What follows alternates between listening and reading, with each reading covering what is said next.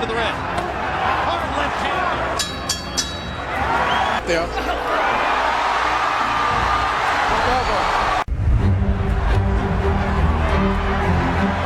He became one of the brightest boxers of the 90s and ended his career unable to survive the only defeat. Today we will talk about the legendary fight that buried the career of Prince Naseem Hamed, and we will reveal all the details of the famous fight against Marco Antonio Barrera, one of the best fights of 2001.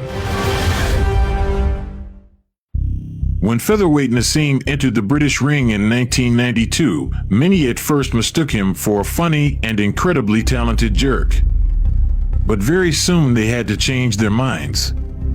This Yemeni Arab from Sheffield immediately managed to stand out from the crowd, which was not so easy in a country that was experiencing a boxing boom. By the time of 2001, the famous Prince Naseem Hamed had collected all possible featherweight titles.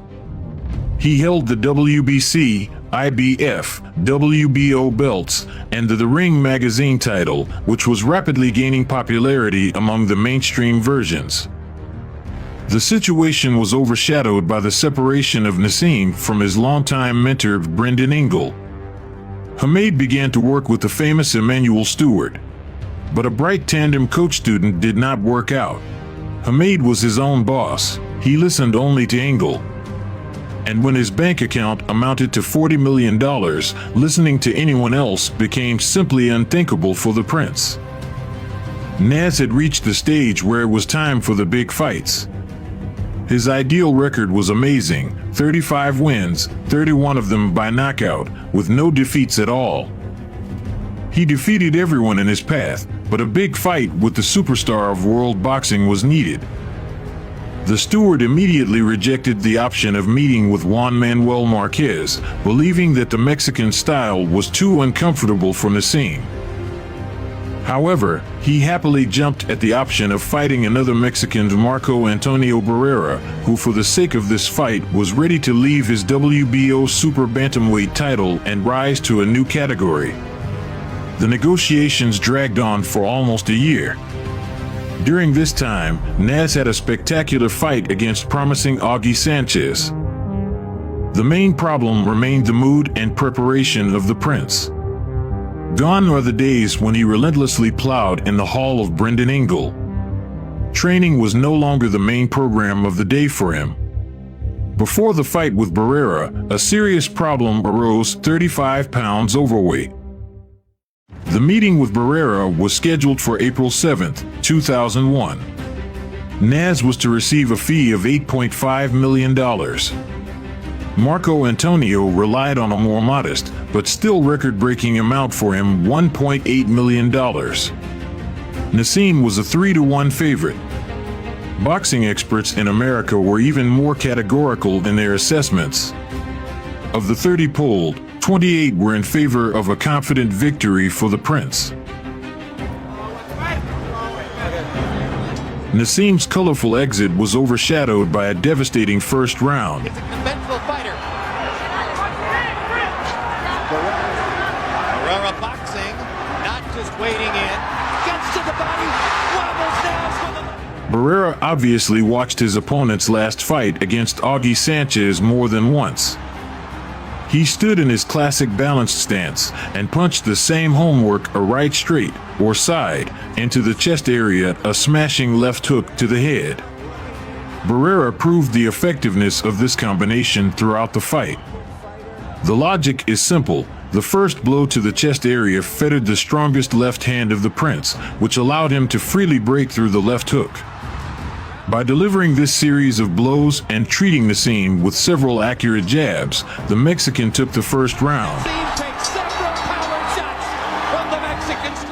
However, shaking Naz is only half the battle.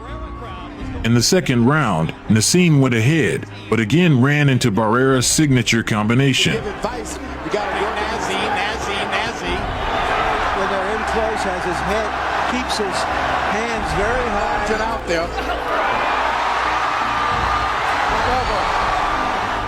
In one of the episodes, the prince dropped the Mexican with a wrestling technique, which made the opponent very angry. but the Briton also shot from the left. Into Barrera. Barrera holds him by the waist. As Barrera is either pulled down. There was Hamed. I think I've seen that before finally coming into the ring. Hard left hand. The third round was a continuation of the second. Is fighting the way he is. He's more effective as a counterpuncher rather than taking the lead. One of those left-hand shots by has no particular respect for Naseem's power. He's fighting as though he does. Marco Antonio hit twice with a working combination, and Naseem accurately answered with a front right hand. Barrera lands a jab, enormous reflexes, and he's getting Close. hit. A right hand, then followed by a left to the right. So far. In the fourth segment, the Mexican again managed to shake the enemy with his left hook and take the round. Big left hand by Barrera inside. Stuns. Very composed, Barrera. That was a headbutt there. He hasn't got in one position yet. Ooh.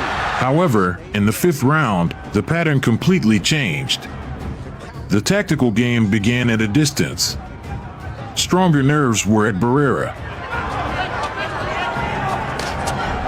Has been unsuccessful so far. He hit twice with his signature combination. Having received a thrashing from the steward during the break, Naseem changed his stance. He got right-handed and acted very successfully, winning the sixth round. In the southpaw position to stay away from that jab. Barrera continues to pile up points. That's why he is Barrera. 57, 3 rounds apiece. When Marco Antonio Barrera is doing, he's pacing himself. Clowning with a clown. Up the pace with his jab, throwing it more frequently, landing it more. He gets square in the middle yet, but he's starting to pick up the power. He's informed in that round. And stalking and trying to land that left thrust. Punches around right here. Still, the Briton could not turn the tide of the battle, spoiled the impression of the local public, which mercilessly shouted at every blow Barrera, creating a false impression of his advantage. It wasn't. But even Naseem could not do anything with the collected and psychologically prepared counterpart. Everything was evenly divided until the 11th round. Moreover, the 10th round of the Prince took his asset. Marco Antonio Barrera. He's thrown the left hand, but he hasn't thrown anything with Get it. it done here. There's a big left hand. Barrera covering up. The combinations have been thrown by. In the 11th round, Barrera activated. He slightly increased the speed and confidently took the round. As such. But see, even I don't think he's ever been hurt in a fight, but when he gets in, his head Is is the Barrera that you were concerned about? Thank you. Just quoted to you, it is Marco to turn it against him. Nash will not come back with any shot. That the Prince has developed since he was a boy is being exposed, George. There is, but not when he's running Wrestles like the that. Prince into the ropes. They're 3 minutes away from the conclusion. And the 12th became a real benefit of the Mexican. 103, 7 rounds to 4. Marco is with this. Stay away from him taking that advice. He's going for it. He made the opponent miss. Barrera punched accurately, but completely spoiled the impression with a police wrestling technique, grabbing Naseem's hand and hitting his opponent on the ring post. Joe Cortez, quite rightly, deducted 1 point from him. But even this did not save Naseem. He lost the fight. Lost tactically. He himself understood this. All 3 judges ruled in favor of Barrera, 116 to 111, 115 to 112 twice. There was no defeat, about which the haters of Naseem are so fond of trumpeting. Here was not even close. The possibility of rematch was spelled out in the contract. The desire was expressed by Naseem himself, explaining the unsuccessful performance by an injury to both hands. But the boxing world was never destined to see the second fight of 2 great boxers. Naseem had only one more fight against a rather average Spaniard, Manuel Calvo. He ended his career at the age of 28. He didn't break. Naseem started too early, and his early retirement had nothing to do with the loss to Barrera. This was noted by the British champion himself. The time has come. He couldn't train as hard as he did in his younger days and made the right decision. Marco Antonio performed for a very long time. Ahead were victories over Eric Morales and Johnny Tapia and a crushing defeat from Manny Pacquiao. In 2001, Barrera did his job. That night in Las Vegas, he was slightly better than Prince and deserved to win.